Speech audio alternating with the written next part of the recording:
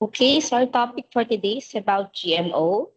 So GMO stands for genetically modified organisms, and this involves the insertion of DNA from one organism into another or modification of an organism's DNA in order to achieve a desired trait. So examples of this are the rats with aluminous genes inserted to it, and this Suntory blue rose. So it's actually a red rose wherein they inserted a blue genes on it. That's why it turns into purple. So red plus blue equals purple. So there's a difference between genetically modified and genetically engineered organism. If you said genetically modified, there's an organism and they modify the genes of it. While when it's genetically engineered, it's actually done in the laboratory wherein they manipulated the genes to come up with another organisms. We also have genetically modified versus the selective breeding. So selective breeding is slow, imprecise, and modifications of genes that naturally occur in the organisms. While for genetically modified, it's very fast, it's precise, and can introduce genes into an organisms that would not naturally occur. So pwede mo lagyan ng genes yung isang organism kung wala yung genes sa kanya. So for example, ako, kung malabo yung mata ko, gusto kong luminaw yung mata ko, so pwede akong kumuha ng genes ng tao na may malinaw ang mata para pagkaroon ako ng genes na wala ako noon, di ba? For genetic engineering versus agricultural breeding, there's artificial selection influencing the genetic makeup of livestock and crops for thousands of years. So the proponents of genetically modified crops say that it is very safe. But there are critics of food saying that traditional breeding uses genes from the same species. So yung traditional na breeding daw na ginagawa, galing pa rin sa genes nung sinauna, or it was inherited.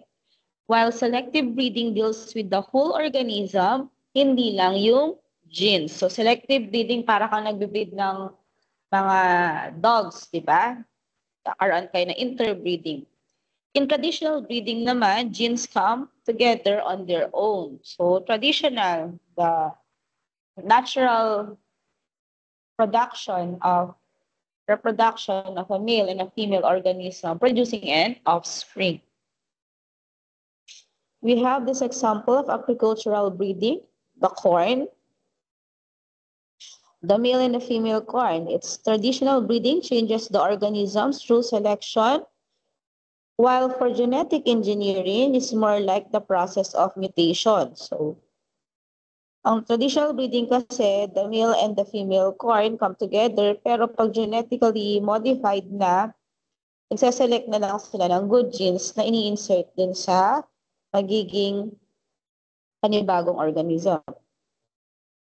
So genetic engineering is the process using recombinant DNA or rDNA alter genetic makeup of an organism.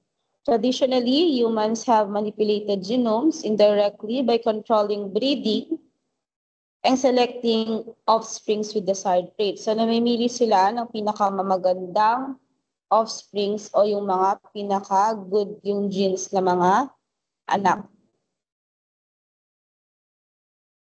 So we have genetic splicing. Splicing means that the genes is being cut from another organism and then another gene is inserted. So guguntingin nila yung genes tapos maglalagay sila ng bagong genes sa gitna nun. So this is used in industry to allow single-cell organism to produce useful products such as human insulin. For recombinant DNA naman, it comprises of altering genetic material outside the organism to obtain the desired characteristic. So, sa labas daw ng DNA. So, it's constructed in the laboratory. Since nasa labas siya ng organism, yung manipulation ng genes ginagawa sa laboratory. It's transferring pieces of DNA from one organism to another. So parang genetic splicing din siya. Kaso nasa laboratory na siya ginagawa, hindi sa loob ng organism. So for example, we have here a bacterium from bacteria and a cell from an organism. So kukuha sila ng plasmid sa bacteria and then a gene from organism. Pagsasamahin nila to, magiging recombinant DNA because there's a combination of both DNAs. And they will come up with a bacteria with recombinant plasmid to reproduce. So the uses of this one is for the production of vaccines. So ang nangyayari, kukuha sila ng plasmid dun sa virus, insert nila dun sa may vaccine para mapunta sa tao, and then this genes will go with our DNA para ma-immune na tayo dun sa virus na yun. It's not the whole virus na binalagay sa atin, but the plasmid, a part of the plasmid. Protein therapies such as human insulin, interferon, and human growth hormone. So, ginagamit din to for hormones. Used to produce clotting factors for treating hemophilia and in development of gene therapy. So there's a disease known as hemophilia. Hindi nagka-clot yung dugo ng isang tao. So they use this recombinant DNA. I-insert nila yung DNA na to sa sick person na may hemophilia para mag-clot na yung blood niya. Kasi usually this illness is for the kings, queens, and their offspring. So, mga princesses, mga prince. So, masugatan lang sila, hindi na nagka-clot yung dugo. Dire-diretso lang yung tulo nun. And then we have importance of genetic engineering for research, medicine, agriculture, industry. And we also have a part of genetic engineering is biotechnology, which impacted our lives. So, biotechnology is the application of biological science to create a product deriving from an organism. We also have transgenic organism from the word trans, yan, DNA from another species. Genes that move between organisms. So, nag-transfer yung one gene to another organism. So we also have genetically modification of organisms in medicine, like the insulin na galing na sa safflower. They have a clotting factors or anticoagulant, and we also have banana vaccines and cancer-fighting eggs. So yun, diba? Sipin mo yung egg, cancer-fighting na siya. Kakain ka lang ng egg, hindi ka na magkikimo pag malala yung cancer mo. Kain ka lang ng kain itong itlog na may cancer-fighting mechanism. For biofuel naman, alginal biofuels, these are plants that is being modified to produce fuel. Samples is the rapeseed or mostly known as the canola. So the poplar trees remove groundwater contaminants. So ginagamit to for bioremediation. Also, we have the pigs that are able to digest phosphate. Yan. So, imbes na madumi yung environment, they made a way para malinisan yung environment. We also have genetically modified organisms, such as the cabbages that repel pesticides and caterpillars. So it's not poisonous to humans, but poisonous to the animals. We also have this goat and a spider come together so that it will form a silky milk. So yung milk niya produces silk to make biosteels. We also have BT crops. BT crops has a BT gene inserted to the plant to repel such corn borer. So may mga BT corn tayo. para hindi na napepesto yung mga mais. We also have soybeans are also genetically modified.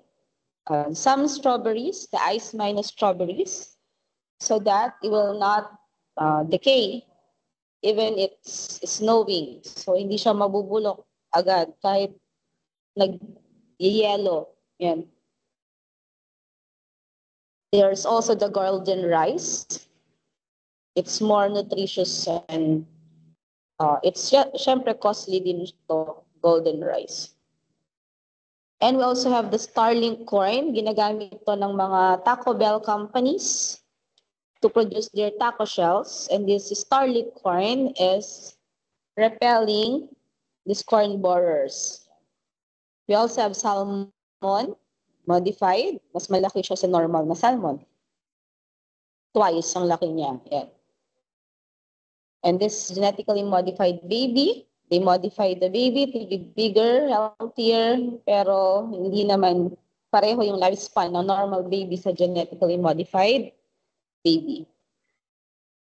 The common foods that we eat that are genetically modified actually are the corn, the canola for canola oil, potatoes sa restaurants, fast food, the tomatoes in our ketchup, di ba? Yung sobrang laki nung kamatis, hindi na yung bilog, malaki. Squash, and then we have soybeans for soy milk, and then flax, cottonseed oil, and sugar beets. So mga wheat yan. And then we have the common genetically modified foods around the world. We have corn, will be second with the soybean, and then the third will be cotton, and then the fourth is the canola. For the country naman, pinakamadami gumagamit ang United States, has 50% na genetically modified organisms are nasa United States. Next is the Argentina, followed by Brazil, 11.3%, and then Canada. Then we have India and China and other nations. So we also have the cons. Cons means negative of genetically modified. So this has introduced allergens and toxins to food, accidental cross-pollination, it's antibiotic resistance, and creation of superweeds and other environmental risks. So minsan nakaka-produce sila ng mga damo or superweeds na hindi nakakabuti sa environment because it will repel the other healthy plants. Pinapatay niya lahat yung weeds na to. The pros naman, positive effects, syempre it will increase the pest and disease resistant like yung corn kanina, BT corn, repelling corn borers.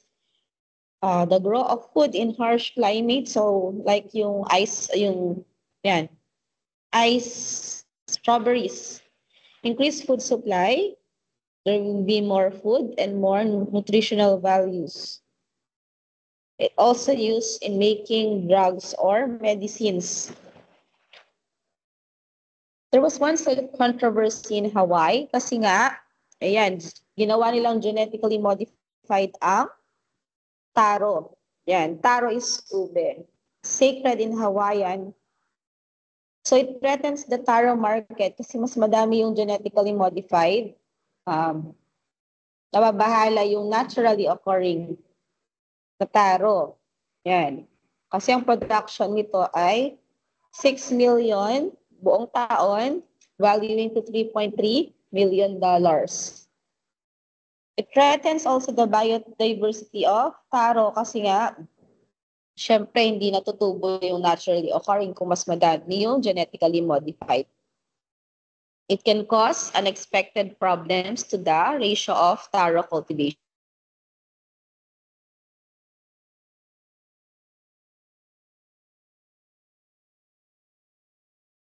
It can also contaminate traditional varieties of taro kasi nagbe-breed sila with the naturally occurring taro and they might grow in some of the lots of the farmers. It overlooks the wealth of traditional growing taro that is passed down to generations. So we have different videos that you can watch that will make you understand more about genetically modified organisms. So we have here, are GMOs good or bad? The genetic engineering and our food. The second is genetic engineering will change everything forever by CRISPR and the real problem with GMO food. So this is downloadable. All can be watched in YouTube. Yeah. Yung RISPR naman, it means regularly interspace short palindromic repeats.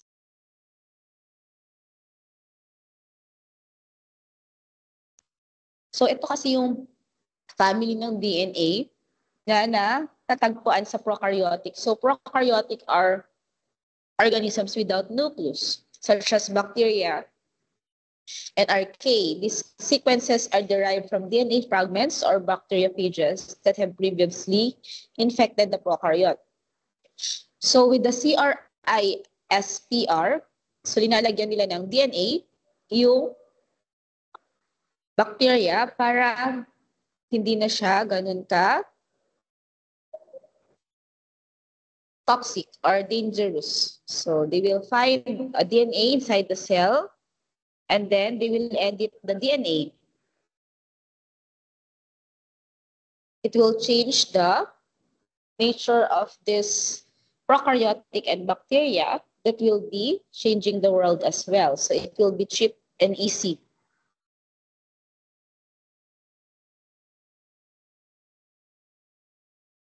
Next, we have nanotechnology. We have tackled this on prelims. So the overview, pag sinabing nano is too small, cannot be seen by the naked eye. And technology is the making. Nanotechnology is the technology on nanoparticles. So it's a study of controlling and manipulating matter in atomic or molecular scale. Generally, the nanotechnology deals with 1 to 100 nanometer. So sobrang liit yung kanilang minamanipulate. History, it was first presented in 1959 by Professor in Physics, Dr. Richard P. Feynman. And the first invention was a scanning tunneling microscope in 1981, which discovered fullerene. So fullerene is a carbon with 60 number carbon in 1985, and the emergence of nanotechnology. Nung nanotechnology naman, yung term niya was given by Norio Taniguchi in 1974. So matagal na ang nanotechnology. So how small is nano? Comparing to a tennis ball, that's 100 millimeters. And eggs of a frog is 1 millimeter. Ang red blood cells natin is 10 micrometer with the bacteria. Viruses is 100 nanometer. So we also have water glucose, which is 0.1 nanometer. So the nano devices and materials that was dealing with these nanoparticles are dendrimer, quantum dots, and carbon nanotubes. So the applications of these are energy, medicine, nanobiotechnology, nanodevices, optical engineering, defense and security, bioengineering, cosmetics, and nano fabrics. May pitfall din siya, kahit marami siyang advantages. It can get into the body kasi sobrang liit niya, into the skin, to the lungs, digestive system, which will create free radicals or damage to the body, to the cells. So once these nanoparticles goes inside our bloodstream, they will be able to cross the blood-brain barrier. So pwede siyang pumasok sa utak. So the most dangerous application is nung sa military purposes. They have invented a nanobomb So, sobrang liit niya, bomba na sobrang liit na hindi talaga nakikita. It contains engineered self-multiplying deadly viruses. It contains viruses that will multiply, that can also wipe out a community or even civilization. So, ang merong nanobomb siguro, ito yung mga um, mag-attempt na pasabugin yung isang country, pero siya yung kawawa, isa-sacrifice kasi nasa loob na ng katawan niya. Yan. Or nasa labas. Pero sobrang liit kasi niyan. Nanobots also is a replicating behavior can be a threat to Grey Goo. So what if these nanoparticles will multiply and multiply without us knowing na may nanobots na pala na hindi natin nakikita? So in the future, it will be possible to manufacture lighter, stronger, programmable materials requiring less energy than conventional materials. It can also be a promise to fuel efficiency in land transport, ships, aircraft, and space vehicles. Diba? So parang yung table, yung lawn tennis yan. Yung raketa kasi it's made of nanocarbon tubes yun, kaya hindi siya ganun kabigat. So in the future, they might manufacture stuff that are so light na mas magaan na siya. Kahit baruko, ganyan. Aircraft. Also, they can include in the future nanorobotics, so mga robots that will handle nanoparticles. So these nanorobots have potential to take human tasks as well as tasks of humans that could never be completed. Siyempre, ang kaya lang ng surgeon is yung nakikita niya kung nag-oopera siya. Hindi niya na kayang is-surgery ang cells, di ba? With nanorobots, this can help this one. There will be nanosurgical field to help cure everything from natural aging to diabetes to bone repair. So yan. So please watch The Next Step in Nanotechnology by George Tulevsky by TED Talks. Yan. You just watch everything about nanotechnology is there. It can be seen, watch on YouTube. Yan. And for this, we end our discussion. That's all po.